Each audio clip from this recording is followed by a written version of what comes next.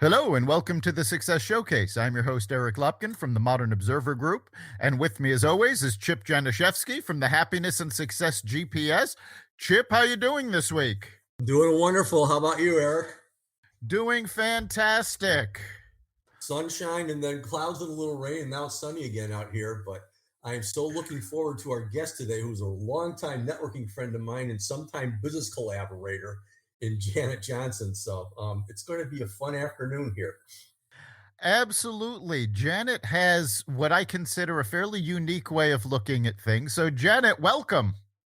Thank you. I'm so glad to be here. Thanks for having me, Eric and Chip. So, Janet, you're a financial coach. Why don't you give our listeners a little bit about your background? Tell them a little bit about yourself. Okay, sure. So I come from a family-owned business. My parents opened a factory when I was about 12 years old. And what makes my family so strange and so wonderful is that as a young kid, as a middle schooler, they had me answer the phone. And they had me answer the phone, close deals, talk with some big customers, confirm orders, and just be a general customer service person. So because I've talked with so many people before, anywhere from buyers to vendors to suppliers or prospects, what I really love to focus in on when it comes to working with my own small business clients is communication and really understanding the other person, meaning what are their strengths, what are their weaknesses, and also what are their potential roadblocks when it comes to perhaps maybe closing the deal or maybe going out there and marketing their business in a big way. So that's how Sacred Money Archetype comes into play with all of this. All right, so tell our listeners what sacred money archetypes are and how you use them. Okay, well, archetypes is another way to say personalities. So Sacred Money Archetypes, there are 8 different archetypes. And each archetype has its own strengths, its own gifts, and roadblocks as well. So when we can understand the person's archetype or personality, it helps us kind of, as a coach, know how to help them in a deeper sense. For example, everybody says, oh, I want to grow my business. I want to make, $1 million. Well, we can easily tell you how to do that. I think any coach can tell you how to do it. But if you're feeling, a little iffy when it comes to your confidence or perhaps your relationship with money, that's going to kind of throw some challenges into play. So if you'd like, I could dig in and give you some examples there. Yeah, why don't you give us some examples of what these archetypes are? Okay, so of course I like to start with myself because I don't want to, feel like I'm picking on anybody here. But one of the archetypes is called the accumulator. The accumulator is the person who's kind of like has a bookkeeper mind. They love the spreadsheets and they're really frugal, right? They like to really count their money and make sure that they have enough for savings, which on the surface, that looks great. But on the flip side, sometimes for me as an accumulator, I have to say I can be really frugal sometimes, frugal to the point of hurting myself. And let me give a quick example and, ask me questions if you'd like. But I recently had an experience where there was somebody who said some xenophobic and racist things to me. And because I had paid money to be a part of the group, a part of me was actually like, Janet, you paid, $600, $700 to be part of this group. If you leave, you're just throwing all that money away in the toilet, So just that worry, not everybody worries about that, but an accumulator certainly does. We worry about wasting money. So with the whole situation that happened, it ended up that I'm choosing to leave the group and I'm going to a new group. So no big deal. I'm not losing money. So the accumulator in me didn't have to freak out that bad. I think it's important to note that each archetype has pros and cons. There's no bad best archetype for somebody to be. These are just characterizations of how you relate to money. And, even though there's pros and cons, they're not about blame. They're not about, oh, you can't do this. They're simply a definition of how you and your money relate. Yes, that's absolutely it. And let me give you another example that I have with a client who's a Reiki master. So she's actually an alchemist. She's kind of like the social justice warrior, right? But with her, she often feels a love-hate relationship with money. She wants to grow her business. She wants to serve a lot of people, but at the same time, she feels funny charging money. So as her business coach, part of my job is to help make her feel, empowered, or, that she can definitely do that. So what we've done is helped her flip around and think it's not just about charging people money, it's about making money so that she has more to donate to the causes that are meaningful to her. And so that's the benefit of understanding people's different personalities, is that we can kind of figure out what their key motivator is. So they're not kind of scrambling. When it comes to coaching, and Eric, we like to kind of dive in and really help somebody so that they get unstuck. Yeah, I would imagine that you run into people. We've talked about two of the archetypes, but I'm sure a lot of people you deal with have combinations of several archetypes. Yes, absolutely. So let me share. I want to take. Okay, so let's take a peek at one of my other archetypes. Again, I don't like picking on anybody, but one of my archetypes is the nurturer, where I love to take care of other people. I love to make sure that I'm generous, that I'm giving people amazing value when they work with me. So that's all good and said, but oftentimes I tend to have bad boundaries. Sometimes I let people kind of run over what I say the first time around, and that's something to work on. So that nurturer in me conflicts with the rebel. The rebel is the maverick. They're the ones who want to charge forth. They want to pay attention to the numbers and taking risks. But at the same time, the maverick is kind of like a go-getter, and the nurturer is kind of the hand-holder. So there's two parts of myself that fight right there. So it can be kind of tricky, but I think as long as you know what your top 2 or 3 archetypes are, it gives you a really good understanding of like what's going on and why you're having trouble making decisions sometimes. Yeah, and you learn about people by having them fill out a questionnaire or asking questions to kind of assess exactly where they are. Talk about your process. Oh yes, definitely. So there is a quiz that I give out. I can actually give you guys a link to the quiz, so you can send it out to your listeners. And it's a self-scoring PDF quiz. And if they want to have a further reading, by all means, they can reach out to me. But at the same time, when a person learns what all these different archetypes are, what makes it really fun, the better you know them, is that they don't even need to take the quiz.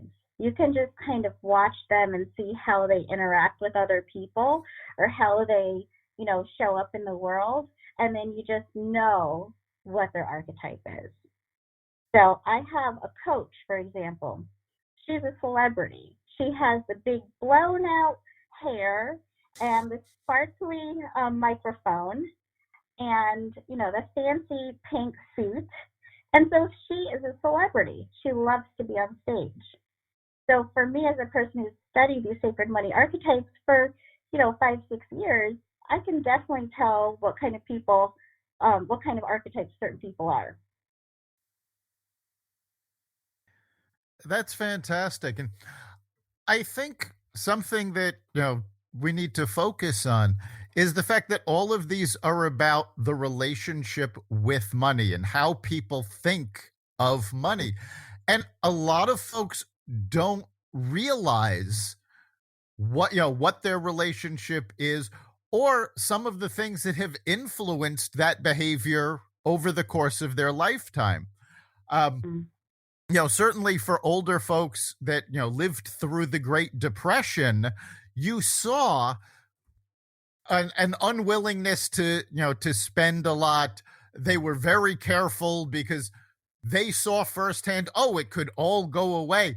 And for a lot of them, it created a fear. So understanding how the relationship has been created and what that relationship is absolutely crucial for them to move forward. Yes, absolutely. And it's also all about being empathetic and having compassion for the person who's living out of that fear, like for example, when we're talking about the people from the depression, it sounds like you're talking about accumulators there, and some challenges that accumulators face is that, they have a lack of trust when it comes to money. They struggle with being generous. Sometimes they can be obsessive or impulsive when it comes to money. Not always, but it can happen. And sometimes they feel guilt or doubt about investing.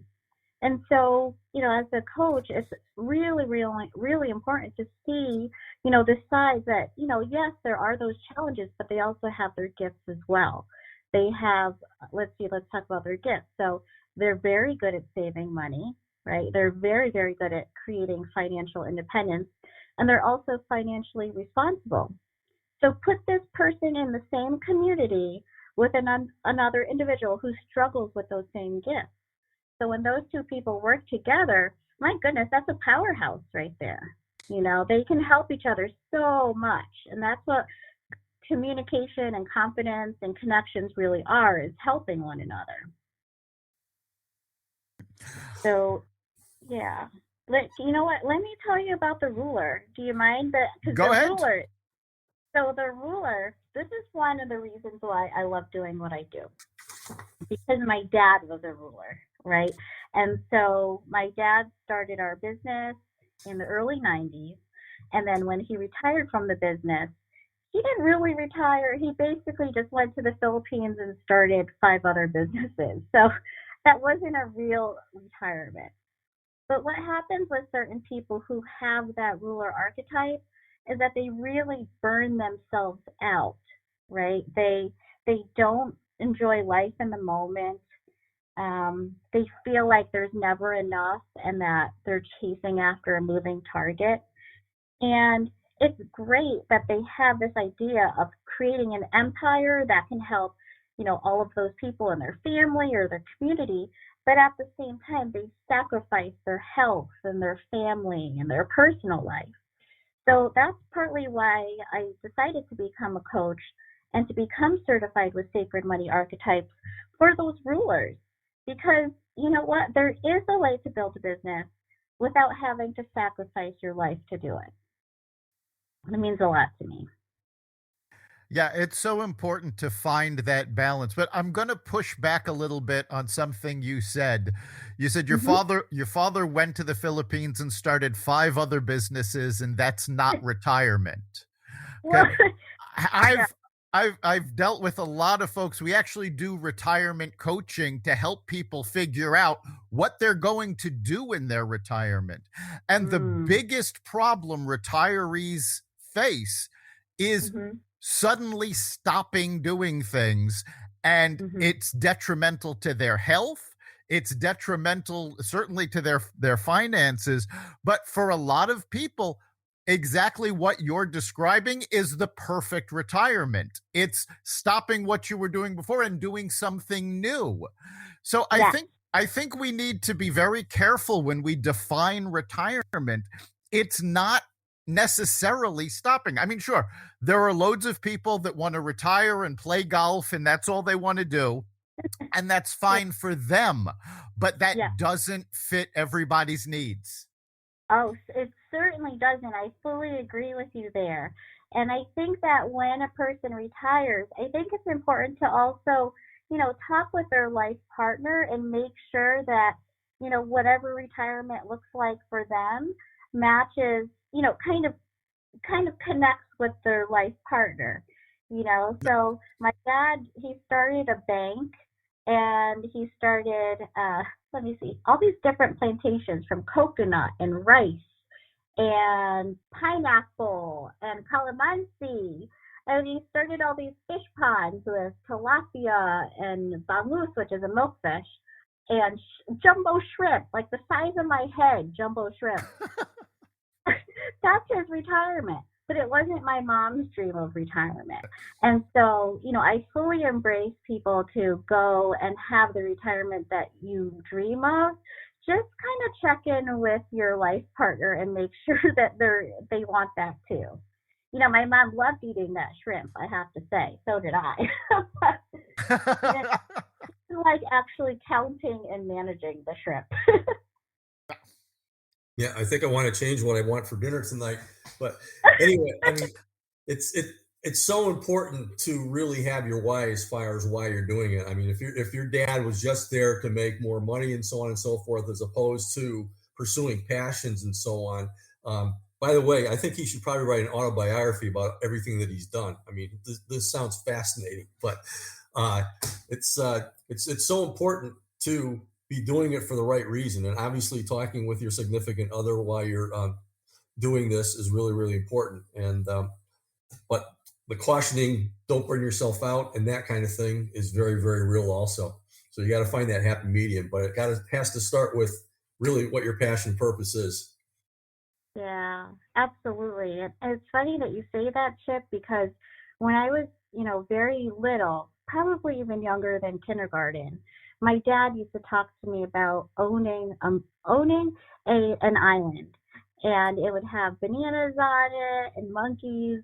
And I really used to have this dream of just laying in a hammock on a tropical island and monkeys handing me bananas. That's what I Nice. imagined, right? And then so come to, I'll be, how old was I? Probably like 19, 20, something around there. Then my dad, basically bought almost a good half of a good island, and then he had bananas and he had all these different fruits. I saw one monkey, but that was it. And I didn't get to lay in a hammock.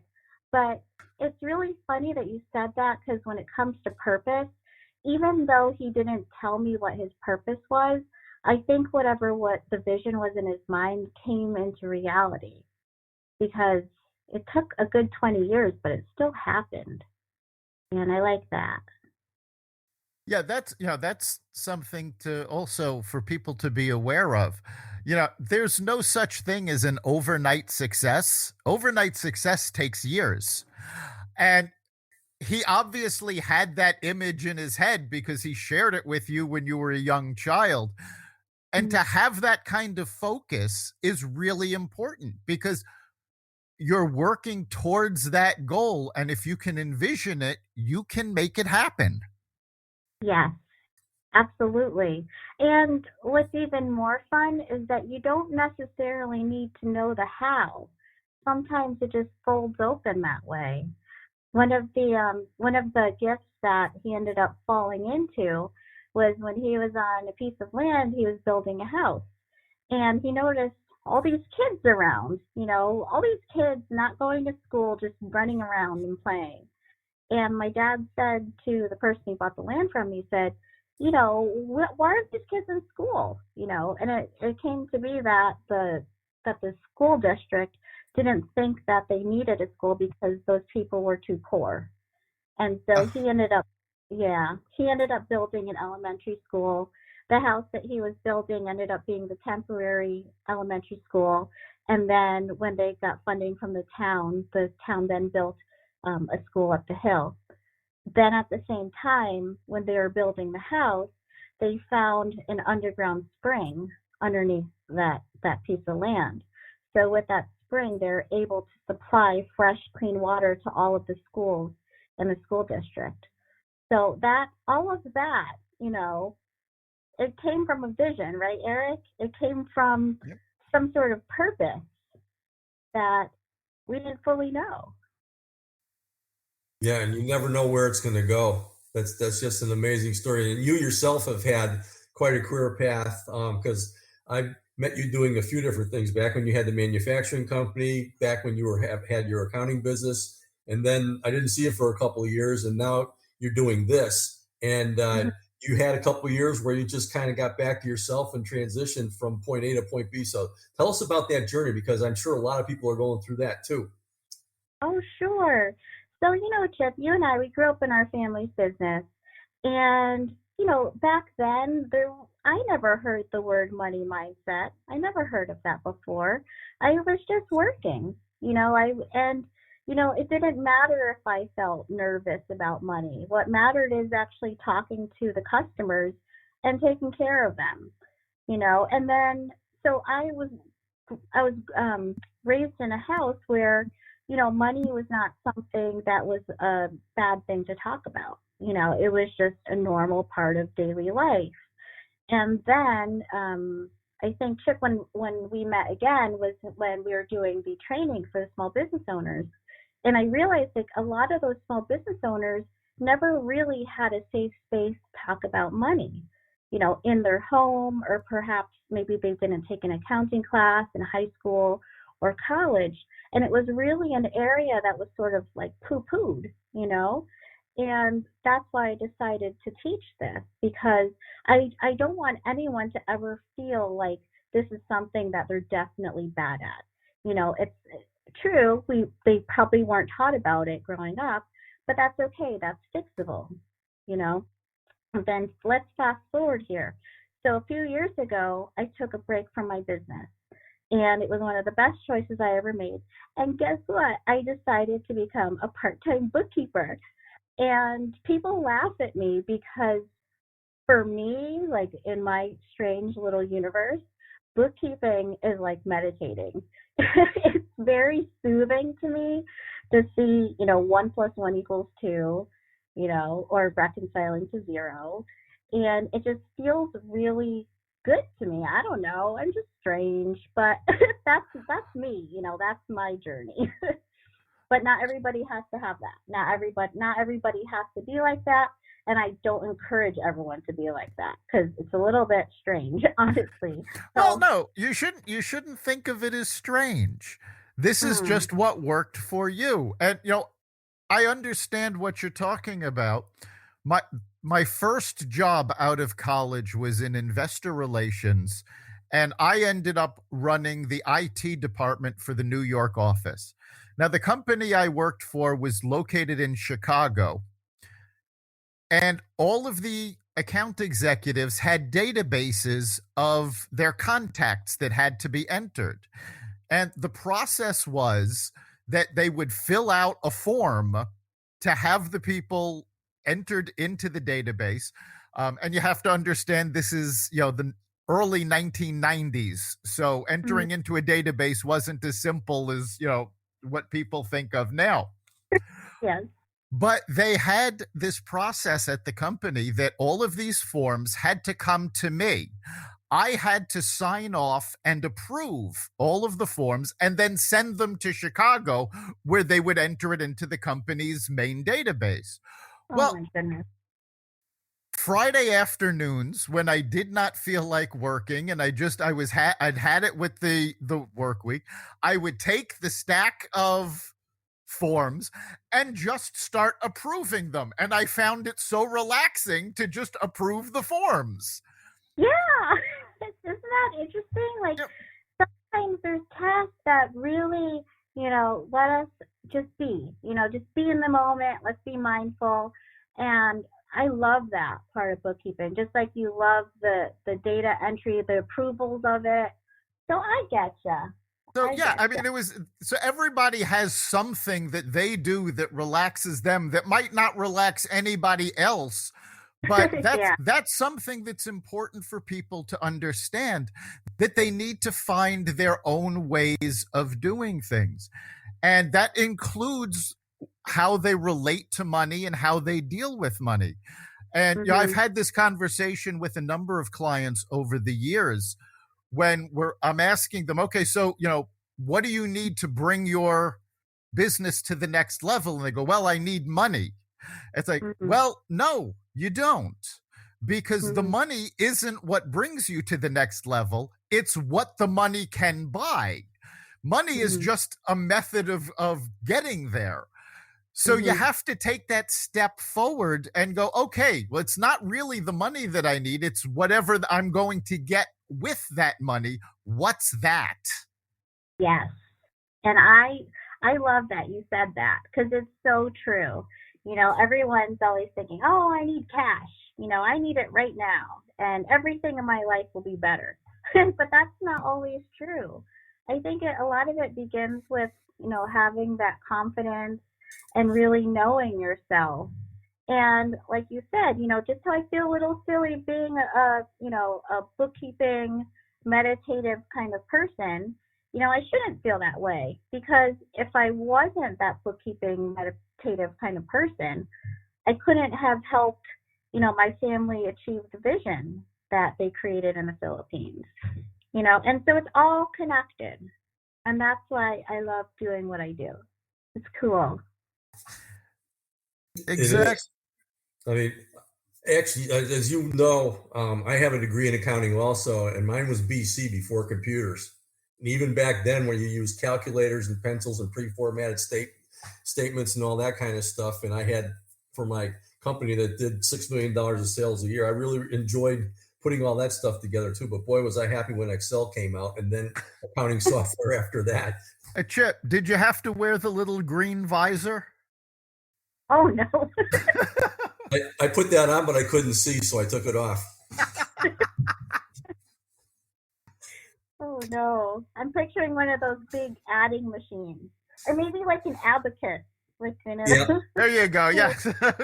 No, we did have those big brown things that people used basically to estimate jobs and things like that too.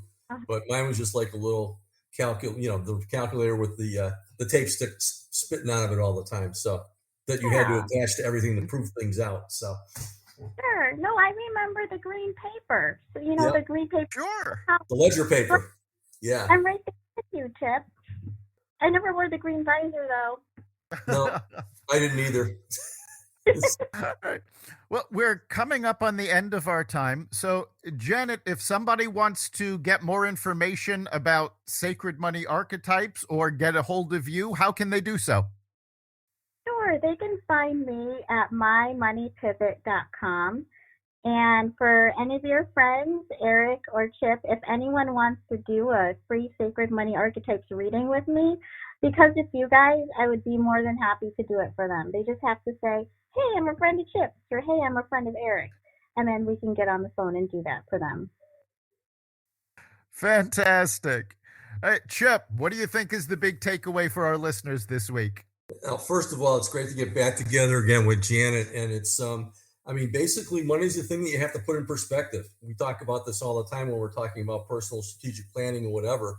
But, where money fits in, it's not the main goal, but it is a facilitator for other things that you do. So I think what you're doing by identifying these archetypes is putting the whole package together so people can understand where that fits in. But as we talked about before, it starts with your passion and purpose and why you're doing things. And once you figure yourself out and your behaviors, obviously, I'm sure what you're doing for them, Janet, is going to go a long way to making money that really, really good facilitator that everybody's looking for.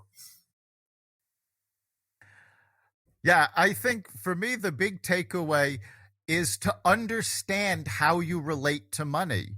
And, there are pros and cons to everything. When you understand it, you can relate to money more, in a more healthy manner. Money isn't the goal. It's not something to be avoided. It's simply a tool that gets you where you want to go. And when you understand that and understand your relationship with it, it becomes so much easier for you to move forward. So thanks for being here, Janet. You've been listening to the Success Showcase. You can catch us every week at xvadio.com/podcasts. You can also find us on the Apple Podcasts app, Google Podcasts, Spotify, iHeartRadio, Stitcher, Audible, Amazon Music, and wherever you find podcasts. Remember, make this your best week ever and make next week even better. We'll see you then.